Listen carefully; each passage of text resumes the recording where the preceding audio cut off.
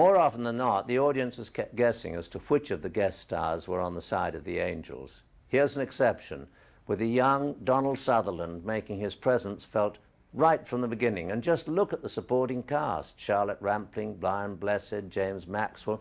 Imagine the cost of gathering them together today.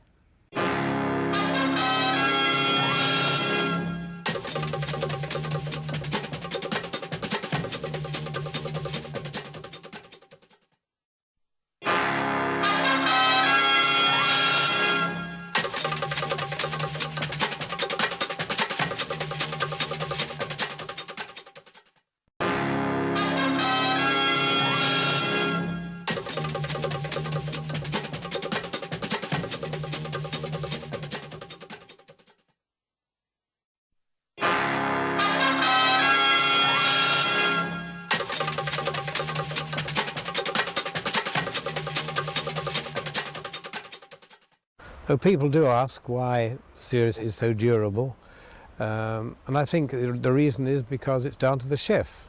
The chef is the producer, and in this case it was Albert Fennell. All the great ingredients were there, with great actors and very good scripts by Brian Clemens, first-class directors like Charlie Crichton, but Albert Fennell actually brought the pieces together and made them work. Just 26 when she joined us, Diana had this total, complete technical comedic style. Sparkle, surety, assurance, and a sharp, lively imagination, and understanding of what a woman like her, would say and do in any given situation, no matter how outrageous or mad. She was so good at it that it sharpened my own comedy style, which was there, but dormant.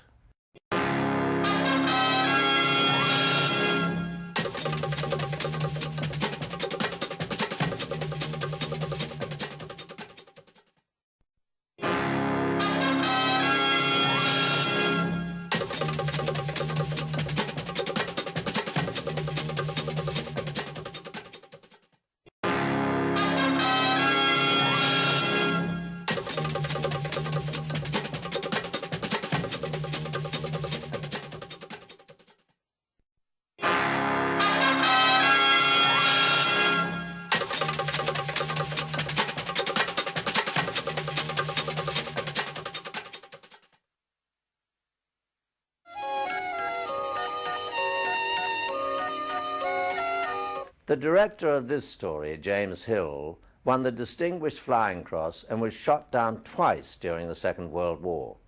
The second time he was put into the famous Great Escape Stalag, where he became the forger, the prisoner played in the film by actor Donald Pleasance.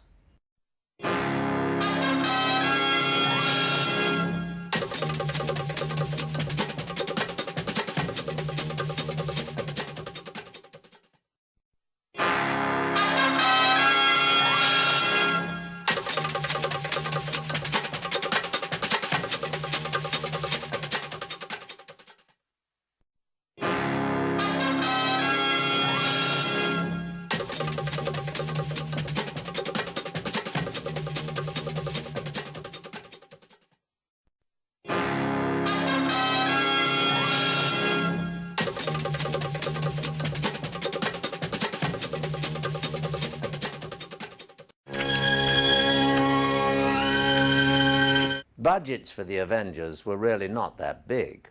So this story, a remake of the earlier Honor Blackman episode Don't Look Behind You, was shot entirely in the studio, with location inserts being added later. However, while this kind of thing happened all the time, scripts for the show were never less than ambitious.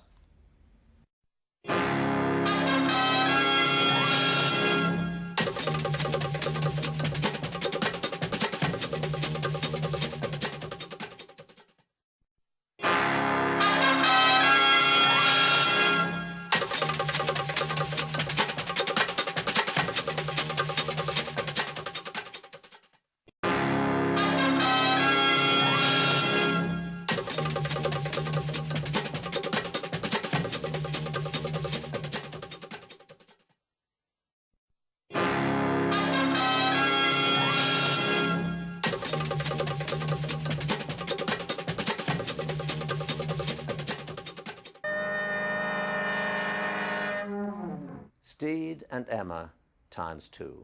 Double the jeopardy, double the thrills. In this neat slice of escapism from writer Philip Levine, who not only wrote the story, but appears here in a cameo as floral department agent Daffodil.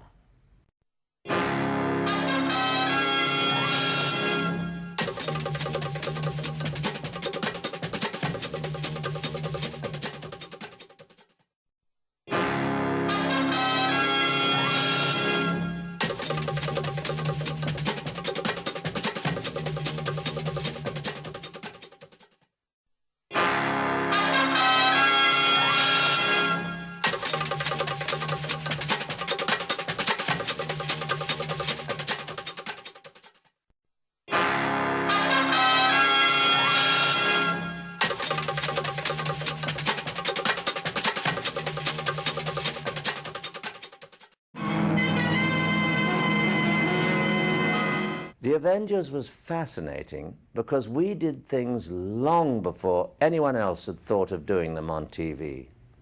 In this one, Steed and Emma meet remote-controlled robots.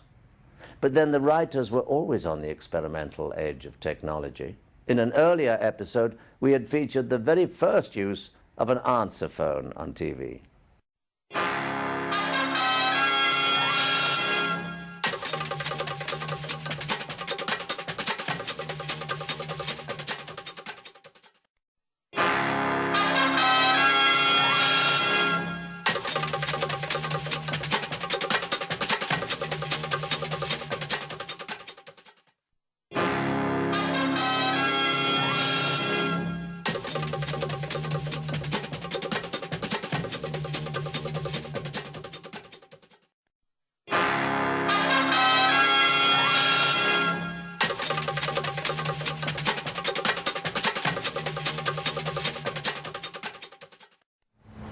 Well, The Avengers was my first venture into television. I'd been making features up to that time, and the beauty of the series was that it enabled me to treat each episode as a feature film. Because of its quirky character and the change of mood, it enabled me to treat it separately. The Avengers was unique in that respect. Writer Philip Levine had a head start when writing funny, macabre scripts. Before joining the Avengers, Philip used to work part-time in a pathological morgue.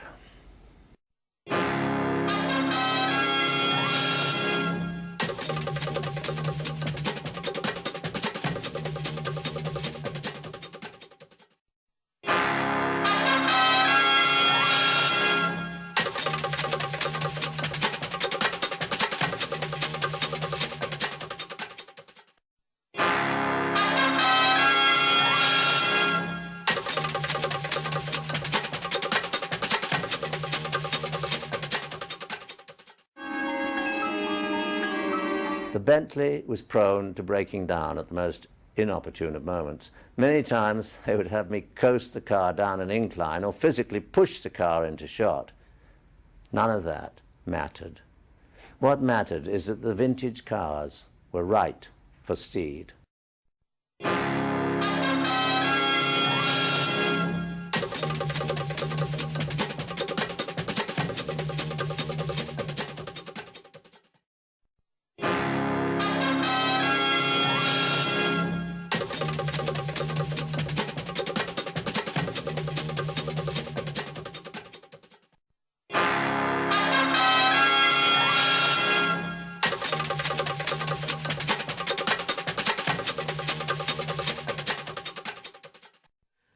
True fans of The Avengers might remember that the episode you've just seen did appear in the black and white tape series entitled Death of a Great Dane. Reason for this is that that was one of those weeks when, try as we could, inspiration just didn't strike, and we were left searching for a story. However, we did change the sex of the villain from a man to a woman.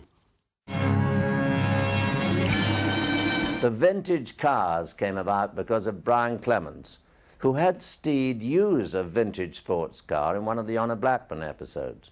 Seeing me in that, I imagine Brian thought, hey, that's a good gimmick for Steed. I didn't like driving the cars. More often than not, I couldn't get the Bentley out of third gear. and had absolutely no idea how to double declutch.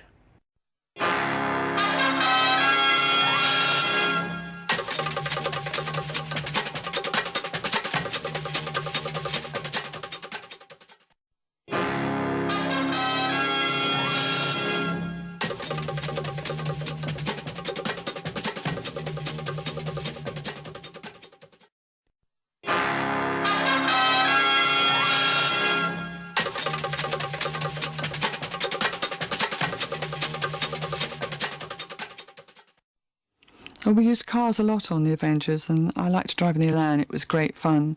Rocky used to drive the Bentley, but we had a problem on Dead Man's Treasure. When he reversed it, it caused a petrol leak and it burst into flames, and it didn't take very long to put it out, but it did delay the shooting on the Bentley for a while. Responding to letters from viewers asking when they would see Diana in leather again, the producers decided that perhaps Emma should have a new outfit. Made of black, glove, leather. Diana wears the suit here, and very flattering it is too. But viewers never got to see it again. The stitching failed to take the strain. The outfit came apart at the seams.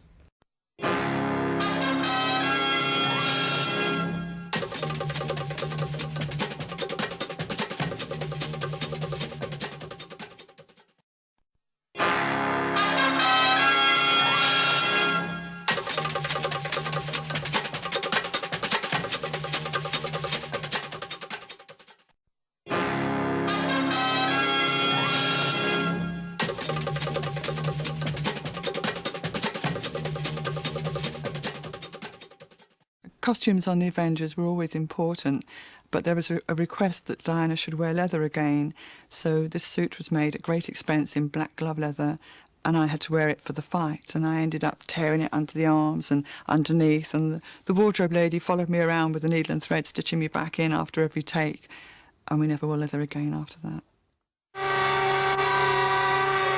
Style, creativity, humour, flair. The Avengers packed lashings of each into every show, ingredients that would take us to the top of the ratings in the USA. This one is a positive blast. And watch out for the scene where Emma and Steed are magnetized to the car. A classic.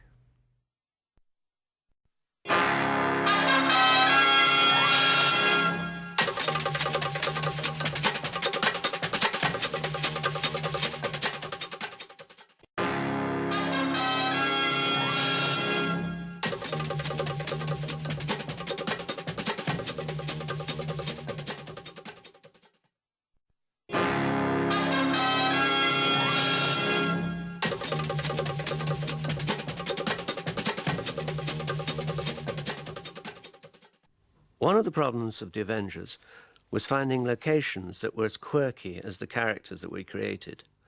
We thought we'd lick this once. We found a deserted airfield in Norfolk. It had been under mothballs since the end of the war. The huts were just as the RAF left them. The control tower was full of birds.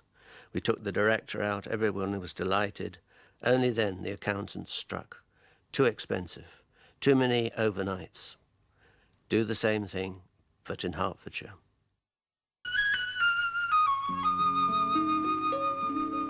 Emma and her knight in shining armour put paid to the murderous intentions of the townsfolk in Murdersville, a village where you most certainly wouldn't want your maiden aunt to settle down, unless she wished to practice her custard pie throwing technique.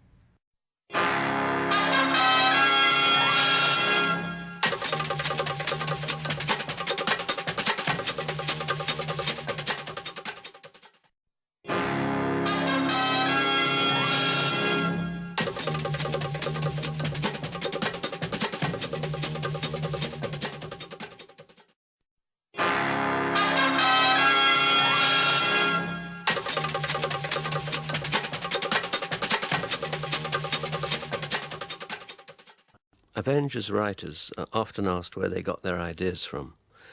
As always, the truth is from the most mundane sources. We discovered in Sir Sidney Smith's autobiography, he being a very famous forensic scientist, that the soil in certain Cornish tin mines was very heavily impregnated with arsenic. Suddenly, there was our starting point. A group of people being murdered all over Britain and their bodies shipped mysteriously to this Cornish village. The Avengers meet Murder Incorporated.